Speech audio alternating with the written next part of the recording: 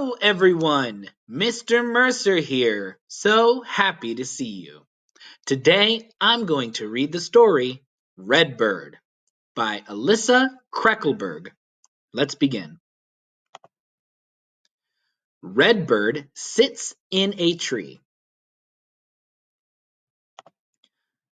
Redbird looks for food.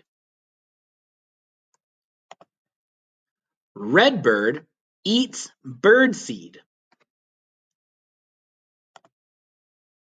Redbird looks at the squirrel.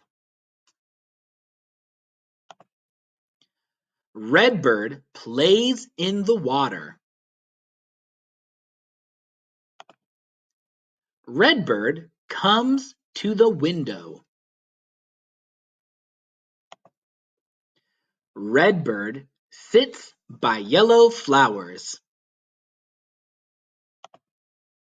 Redbird flies over a tree. Redbird finds its nest. Redbird flies away. And that, my friends, is the end of our story. Thank you so much for reading and listening along, and I'll hopefully see you soon. Bye!